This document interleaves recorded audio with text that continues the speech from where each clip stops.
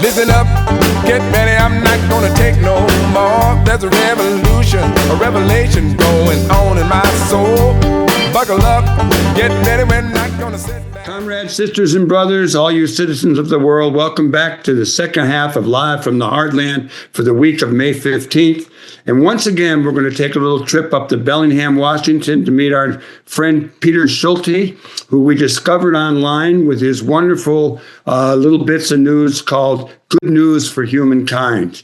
And no matter where you are, who you are, what you're doing, where you've been, we can all use good news for humankind in this day and age because things are a little distorted and are running amok in a lot of parts of the world. But what we don't hear a lot, particularly from the mainstream news, is what's really going on, either in a positive way or a negative way. So Peter helps to cast some light, shed some a little bit of information with us, and we really like it. So good day to you, Peter. Yeah. Good morning. Good to be here again.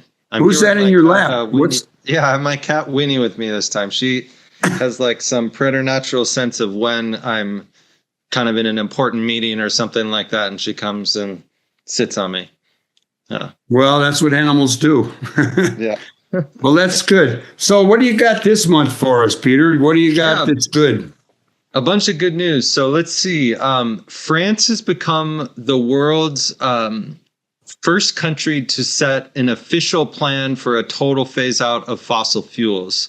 So for them, they set hard deadlines of being out of coal by 2030, being out of oil, I believe, by 2045, and gas by 2050. So that's, those are long deadlines. That's years and years ahead, except for coal. But, it's pretty cool that there's at least one country willing to say, give a hard deadline for it. Do you think that's a realistic goal? And how would that be affected by the politics if the right were to ascend to a bad position? Yeah. It's hard for me to say. One of the things that when I collecting all this good news every day, every week, one of the things that really lands is actually just how rapidly this fossil fuels to renewables transition is taking place. So yes, it's ambitious, and we're already in like the fastest energy transition in the history of humanity.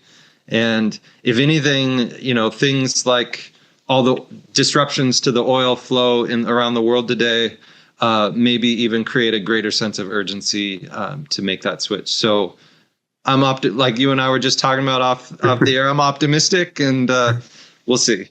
But it's that's good. What else you got? Yeah. So another one. There's a few on malaria. So the World Health Organization just approved the first ever malaria treatment for newborn babies and young kids. Young kids. And Cameroon, in its first year of administering the malaria vaccine to children, cut deaths by 20%. This disease, I spent like 6 or 7 weeks in Ghana. I got malaria, and it is no joke. It is terrible, but even worse, it still kills thousands and thousands and thousands of people every year. So this could be a major win for public health. Let me ask you what Ghana's like. What's the government like these days, et cetera? I was a fan in my youth of Kwame Nkrumah, but I don't really know what's been going on since. You know what? I haven't been there for about a decade, so it's hard to say. When I was there, I loved it. It was a pretty peaceful, easygoing place that seemed, as far as Africa goes, relatively stable politically. Yeah. Well, give us some more good news for humankind. Yeah, let's see what I got here. Speaking of Africa, so a Kenyan court just made a landmark ruling that overturned a ban on seed sharing. So, for centuries, if not longer, people in Kenya and really throughout the world have shared seeds to promote agriculture and their crops and biodiversity. And more and more courts are trying to shut that down, or not courts, but companies want to shut that down so they can sell their own seeds and so forth. And that was overturned. And what many thought was a major win for farmers, for indigenous peoples, and more.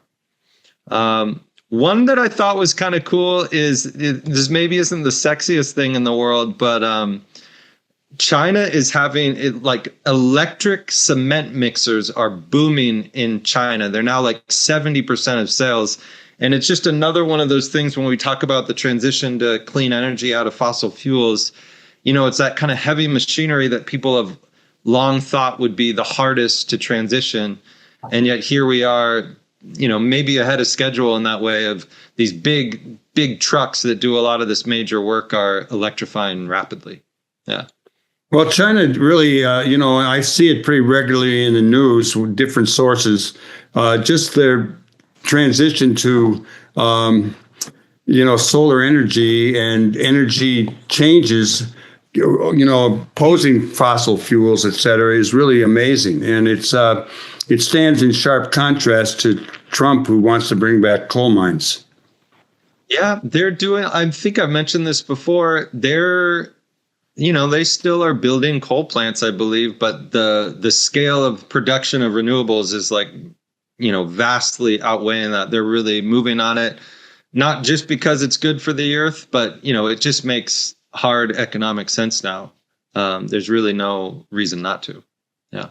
Well, Peter Schulte, give us a little bit more good news for humankind. Yeah, one that was cool is, I hope I'm not butchering her name, but there's an actor from Law and Order, Mariska Hargitay, I think it's pronounced, but she has a foundation she supports or created called the Joyful Heart Foundation that has like a series of recommendations for rape kit reform. So when someone becomes the victim of sexual assault, they do testing that helps with a number of things, but trying to bring justice and therefore I'm kind of mixing my words. But these tests often go uncompleted, undocumented, making use of. And so she's put out all these reforms to reform that. Repeating myself. The punchline is every single one of the 50 states in the U.S. has now enacted at least one of those reforms.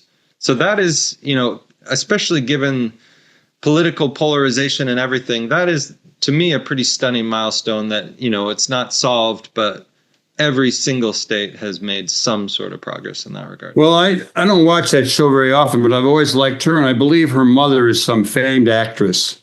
I don't know. I've never really watched Law and Order. Maybe I should. No, but I think Gina Lola Brigida or somebody is her mom. I should get this corrected before it goes live. But we got a couple more minutes left. And I know when I get emails from you and look at your stuff, you also are a coach. What kind of coach are you? What do you do? And how can people find out more from you?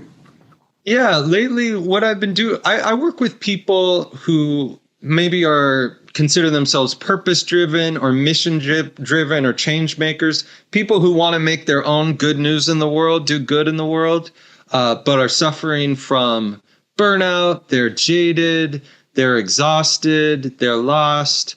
They want to make a difference, but are having a hard time doing that in a way that's really sustainable for them. So I help them to change kind of their internal orientation of that, get their energy back so that they can offer their gifts to the world and make a contribution in what many of us think are dark times. So I work one-on-one with people. I also have a group program that people can come into and get support and accountability and structure from each other. How do people reach you? Yeah, peterschulte.org. The Good News newsletter is there. Stuff about my program and coaching are there. And that's peterschulte.org. Well, once again, I want to thank you for joining us. It was good to meet your cat today. And we'll get back to you soon and have you on again. Sounds great. So good. Right on, brother. Everybody else, stay tuned here on the left end of your dial or on YouTube or on a podcast. However you're getting this show, we're going to be right back. And we're going to bring on, someone's going to talk a little bit about a film series called Films for a Changing World. Maggie Bowman will be with us in just a moment.